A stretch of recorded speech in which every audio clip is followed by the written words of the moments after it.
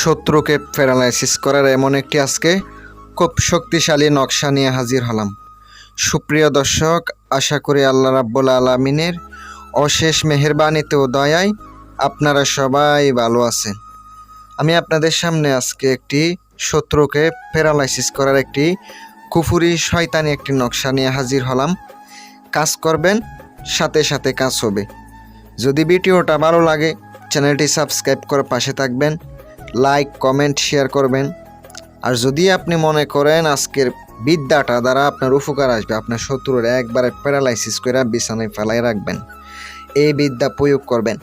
একবার কাজ করবেন মাত্র, বিফল হবে না, একবারই আপনি ফলাফল পেয়ে যাবেন। যদি মনে হয় আপনার এই কাজটাই উপকার আসবে তাহলে আপনি করতে পারেন। আর সম্পূর্ণ ভিডিওটা আপনি ধৈর্য সহকারে দেখতে থাকেন।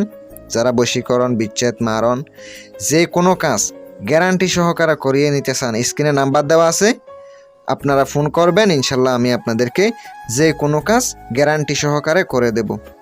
মনোযোগ দিয়ে আপনি ভিডিওটা দেখতে থাকেন, আমি আপনাদেরকে নিয়ম কারণ বলে দিতেছি, মনোযোগ দিয়ে শোনেন। অমাবস্যা অথবা পূর্ণিমায় কাজ করতে হবে। এই নকশাটি আপনাকে কাফনের কাপড়ের উপরে সরাসরি কবরস্থান থেকে ওই কাফনের কাপড় উঠায় আনতে হবে। আপনি কবিরাজের কাছ থেকে পাবেন ওই কাপড়ের উপরে মাসিকের রক্ত দ্বারা আপনাকে নকশাটা লিখিত হবে। সুন্দর করে লিখিয়ে শুকিয়ে নেবেন। শত্রুর নাম, বাবার নাম লিখবেন।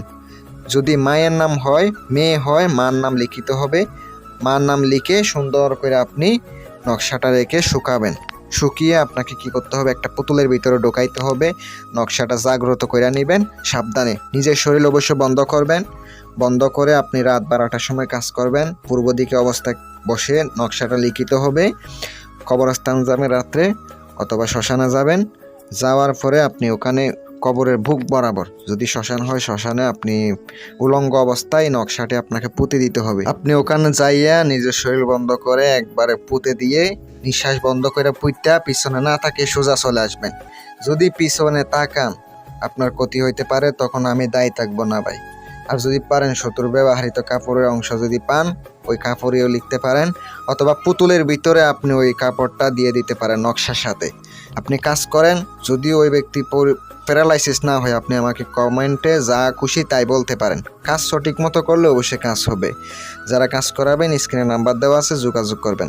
ভালো থাকবেন। আসসালামু আলাইকুম।